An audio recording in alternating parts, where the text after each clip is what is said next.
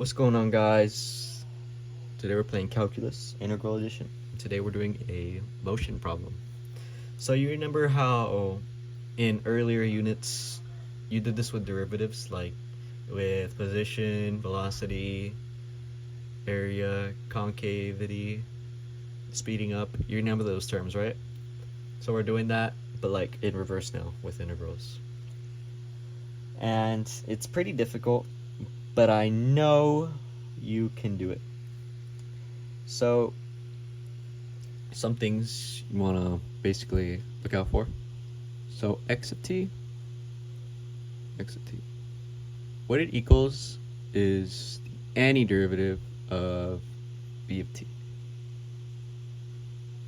plus, no, don't do that. Could put plus c, but no. That's the gist of it. Just think of it like this. So you get the integral of v of t, like you're gonna have to do in the future, and you're gonna get x of t. And with this problem gives you v of t right now, and it asks you for the position. So I'm gonna find it out very quickly right now. So the thing about this is that it gives you one of the times to make it easier on you. So what this is saying, let me dumb it down, is that x of 1 equals 10. Okay, pretty convenient. We're actually going to want to use this 1 and this 2 right here in our integral. You're going to see in the future. Let me show you. Okay, so integral, the bigger one always goes on top, so 2 and 1. Well, you could put it on the bottom, but it's more work. So you want to, this is v of t right here. So v of t dt. Don't put dx. If you put dx, it's gonna mess everything up. And what you remember from your definite integral rules is that this actually equals the antiderivative of 2, of antiderivative of v of 2 minus the antiderivative of v of 1. Now, what we know that the antiderivative is equal to x of t.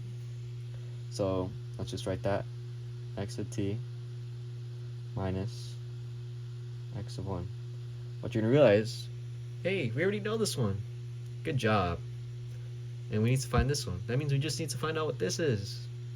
Now, let's move this to the other side since there's an equal sign and these are like, this is an equation basically, so we can move stuff. Just like algebra. And we're moving this to the other side. So all of it's going to be positive, which is very convenient for us. Usually it's not. dt plus x of 1. Now we just got to find out what this is. That's the hard part. Now, let's find it out.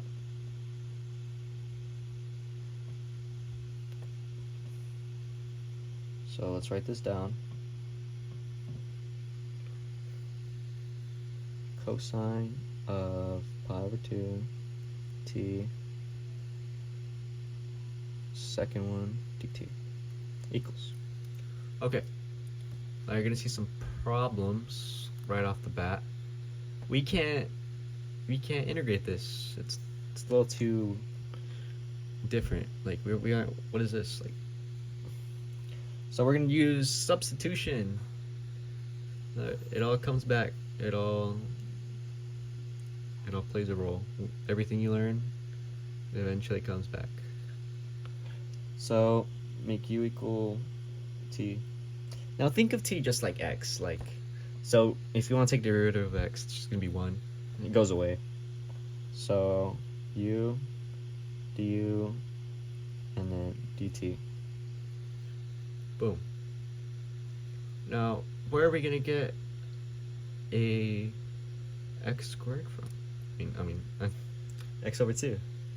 So keep in mind 3x couldn't you just rewrite this as 6 6 over 2, and then rewrite that? You can rewrite that into something more meaningful right here. 5 over plus pi over 2. They're the same thing. Now, that's gonna help us a lot. So, let's rewrite this.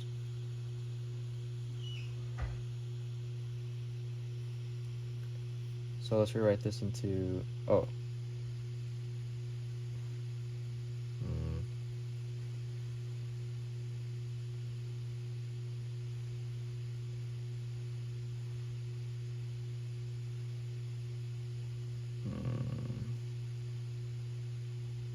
Alright, this is actually, well, it's right, but it's bad. What I meant to say is this. See, that actually works. My bad. I just wasted your time.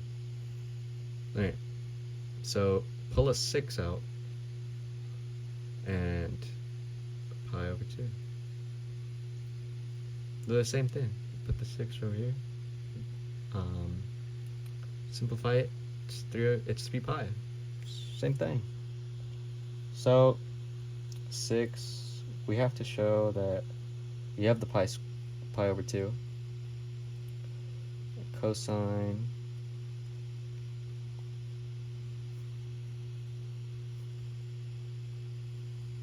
dt. Now, what you want to do is pull out the 6. I'll come back to this in a second. And now we've used up the pi over 2 and the dt. So now we just have the cosine u du. Now, these are t values, right? We need to turn them into u values. Now, it's really simple. You just plug the t values into here. Now, the 2's are just going to cancel, right? It's just going to be like something like this. It's going to be like times 2. And that's just going to be pi, right? So we're going to put pi here. That one's even simpler. It's just 1. Same thing. Okay. Now, this looks like something we could actually take the definite integral of. And that's what we're going to do. Alright. And the antiderivative of cosine, conveniently, is just sine. No negatives. Don't have to deal with nothing. Once the brackets come out, you know it's time. Let's put this here.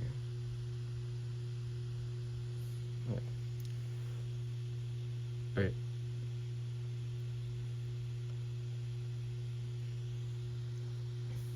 Well, sine of, let's put the first one, minus second one, sine of. Alright, now if you remember from pre-calc, we can just write, make a little chart here, or if you memorized what they are, even better. All power to you. Now it's gonna be y, what sine is, y over r. Now what you're gonna notice on pi is the y is 0, the r is 1, but the y is 0. So that's just gonna be 6 times 0, 0. So, and now we're for pi over 2. What you're gonna notice, this pi over 2 right here, is, whoa, the y is equal to 1, r is equal to 1. So this negative 6 times 1, negative 6. Boom, we found it. But we're not done. Don't think we're done, because we're not. We still gotta plug negative 6 into here.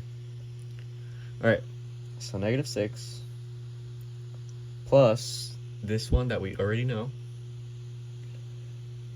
and we get 4. 4, nice convenient number. And you see why these suck so much. This was a whole page. And watch out for these. Get good at these because they really suck.